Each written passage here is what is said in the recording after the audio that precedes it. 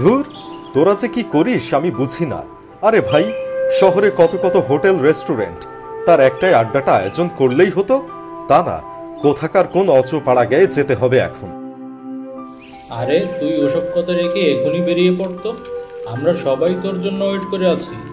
রান্না বান্না চলছে, তুই আসতে আসতে সব রেডি হয়ে যাবে, তখন জমিয়ে আড্ডা হবে, বুঝলি? এখনই বেরিয়ে পড়। ঠিক আছে, আমি বের হয়েছি, রাখলাম। একবারে সামনে এসে কথা হবে।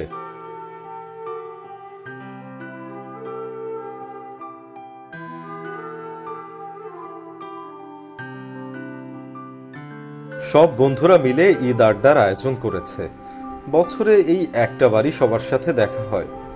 এখন না গেলেও তো হচ্ছে না, কিন্তু রাত বিরাতে এত দূর যাবই বা কিভাবে? বড় রাস্তা থেকে নেমে বনের ভিতর দিয়ে প্রায় 3 কিলোমিটার যেতে হবে। ভালো মুশকিলে পড়লাম তো।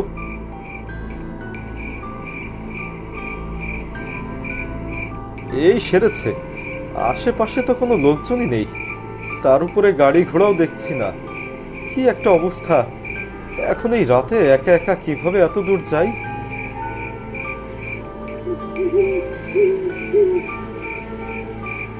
ঠিক এই সময়ে খটখট শব্দে একটা গরুর গাড়ি এগিয়ে আসে আমার দিকে।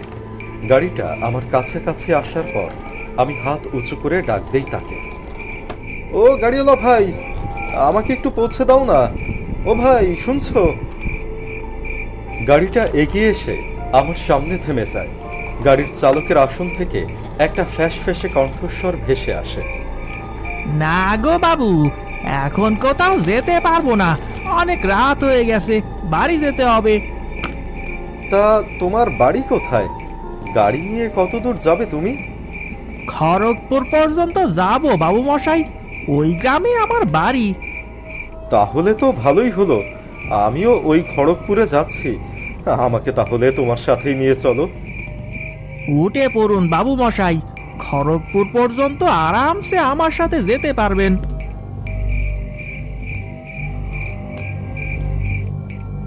আমি দেরি না করে ওই গাড়িতে চেপে বসলাম। গ্রামের রাস্তা দিয়ে কিছু দূর যেতেই গাড়োয়ান আবার কথা বলতে শুরু করে। আমাদের মতো গরিব মানুষের ঈদ বলে কিছু হয় না, বুঝলেন বাবু মশাই? আমাদের ঈদ ওই অন্য সব দিনের মতোই, ভালো খাওয়ানো নাই, নতুন জামা কাপড়ও নাই, আমাদের আবার ঈদ। তা আপনি এত রাতে আমাদের গ্রামে যাচ্ছেন যে, কোনো দরকার আছে কি বাবু? না মানে খুব বেশি দরকারি কাজ না, আমাদের বন্ধুরা মিলে একটা ঈদ আড্ডার আয়োজন করেছে, সেখানেই যাচ্ছি। লোকটা একটু অতিরিক্ত কথা বলে, অনেকক্ষণ হেঁটে আর দাঁড়িয়ে থেকে ক্লান্ত লাগছে। এখন একটু রেস্ট নেব, সে উপায়ও নেই। দেখি একটু চোখটা বুজে থাকি।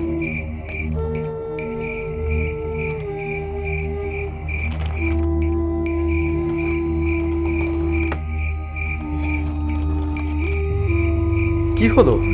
মাঝ পথে গাড়িটা থামালে যে? গাড়িতে কোনো সমস্যা হলো নাকি? না বাবু, গাড়ি ঠিকই আছে। আর বলবেন না বাবু, আমার আবার ওই হুকোর নেশাটা খুব। 2-1 টান হুকো না খেলে আর চলছেই না।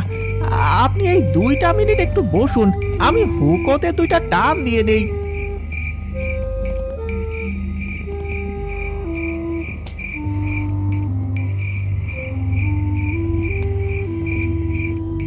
মতি গাড়ি থেকে নেমে রাস্তার পাশে গিয়ে হুকো টানতে থাকে।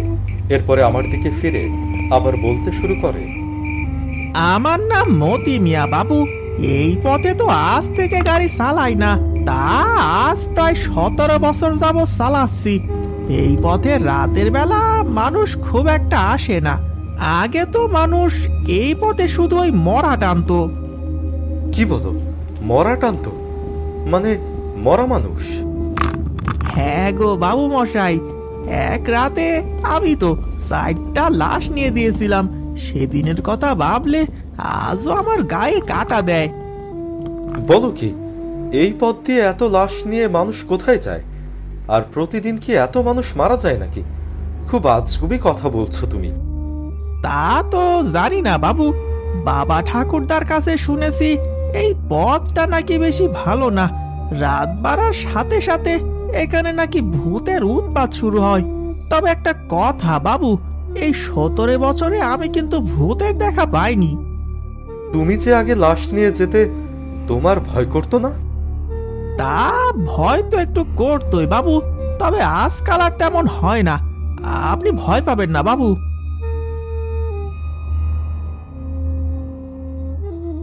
হুকো শেষ করে মতি এবার গাড়িতে উঠে বসে। এরপরে গরু দুটোকে আবার তাড়া দেয়। হুট হুট।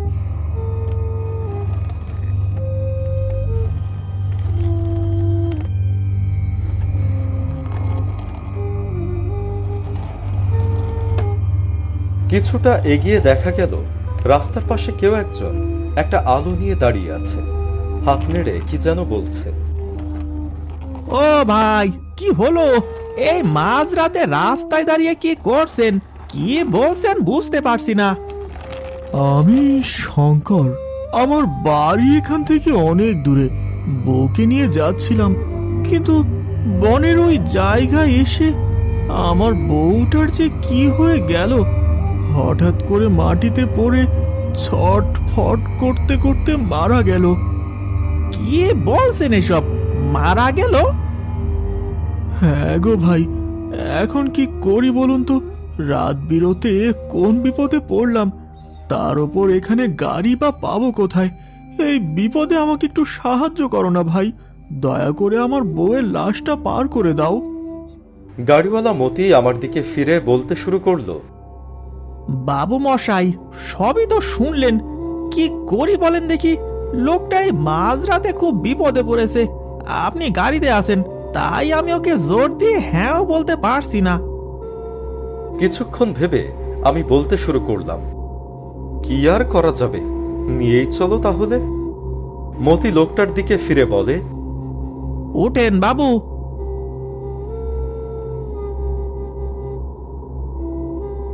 শঙ্কর তার বউয়ের লাশ নিয়ে গাড়িতে উঠে পড়ে।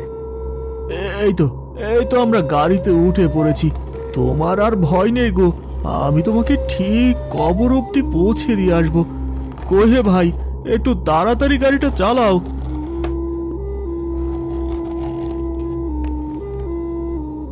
গাড়ি কিছুক্ষণ চলার পর মতি গাড়ির গতি বাড়িয়ে দিল।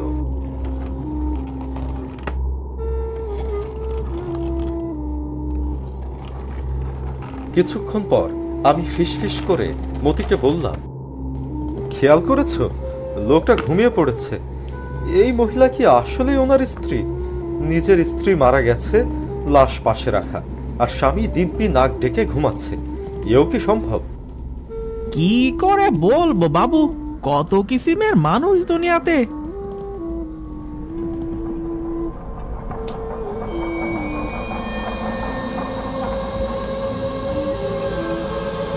এ কি আমার হাত ধরলো কে? এটা কার হাত? আমাকে বাঁচান, আমাকে রক্ষা করুন। ও আমাকে মুক্তি পেতে দেবে না। আমার মাংস রান্না করে খাওয়ার জন্য নিয়ে যাচ্ছে ও। দয়া করে আমাকে বাঁচান, আমাকে নিয়ে যেতে দেবেন না। দয়া করে ওকে আটকান। এ কি হচ্ছে? কে কথা বলছে? মতি, এক্ষুনি গাড়ি থামাও মতি। আমি ওর স্ত্রী না, ও মিথ্যা কথা বলেছে। এটাই ওর ব্যবসা, মৃত মানুষের দেহকে বিক্রি করে দেয়। আজ খড়গপুরে একটা বেশ বড় ঈদ আড্ডা আছে, সেখানে আমার মাংস রান্না করা হবে। খড়গপুর? তার মানে আমি যে জায়গায় যাচ্ছি সেখানে? কিন্তু এ কি করে সম্ভব? ওরা লাশের মাংস খায়, কিন্তু ওদের আমি বেশ ভালো করে জানি। ওরা আমার অনেক ক্লোজ ফ্রেন্ড, ওরা এই কাজ করতে পারে না। আপনি ওদের চেনেন না, ওরা একজনও ভালো না। ওরা আগেও অনেক লাশের মাংস খেয়েছে, অনেক আত্মা ওদের জন্য মুক্তি পায়নি। আজ আমার পালা, আপনি আমাকে মুক্তি দিন। আমাকে ওই গ্রামে যেতে দেবেন না। যেভাবেই হোক ওই গাড়ি থামান।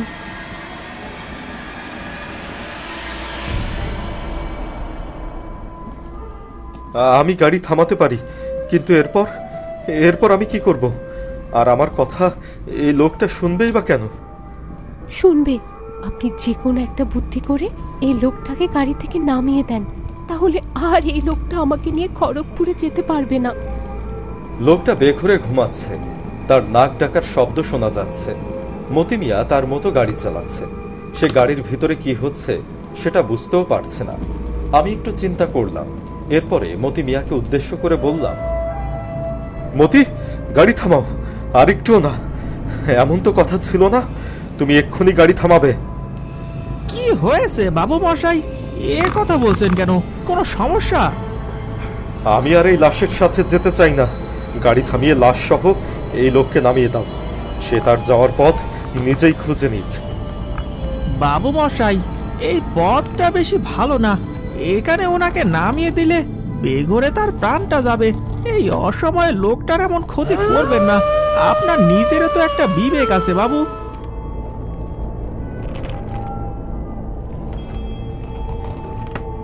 মতির এই কথার পরে আমি আর কোনো কথা বললাম না। কি ভেবেছিলি আমাকে সাহায্য না করে পার পেয়ে যাবি? আমি তোকে ছেড়ে দেবো? কোনোদিন না। আমি তোর হাত চেপে ধরলাম, দেখি এবার তুই কি করে বাঁচিস। এখন আমি এই সাদা কাপড়ের আড়াল থেকে বের হয়ে এই বনে মিলিয়ে যাব, আর তুই আমার হয়ে এই সাদা কাপড়ের আড়ালে থাকবি। আমাকে মনে করে ওরা তোর লাশের মাংস খাবে।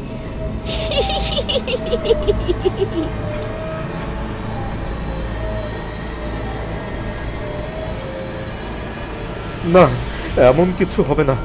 আমি মরতে চাই না, আমি বাঁচতে চাই। আমাকে ছেড়ে দাও। এরপর কাফনের কাপড় থেকে বেরিয়ে আসে একটা কদাকার নারী মূর্তি। তার একটা চোখ যেন উপড়ে ফেলা হয়েছে, দুইটা ঠোঁট যেন পচে গলে গেছে, দাঁতগুলো বিভৎস রকমের ভয়ঙ্কর দেখাচ্ছে। এত সহজে ছাড়া পাবি না তুই।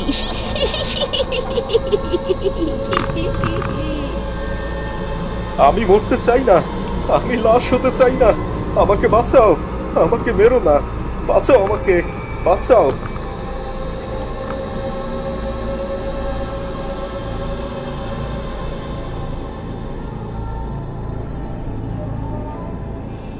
কি হলো বাবু মশাই, আপনি কি কোনো স্বপ্ন দেখলেন নাকি? এমন করে বাঁচাও বাঁচাও করছেন কেন? আমরা খড়গপুরে এসে গেছি, এখন নামুন। কোথায় সেই লোকটা, আর কোথায় সেই নারীর লাশ? তার মানে এতক্ষণ ঘুমিয়েছি, আমি স্বপ্ন দেখেছি। আমি গাড়ি থেকে নেমে এদিক ওদিক তাকালাম। মতি মিয়া, এই নাও তোমার ভাড়া। বড় উপকার করলে এই রাতের বেলা।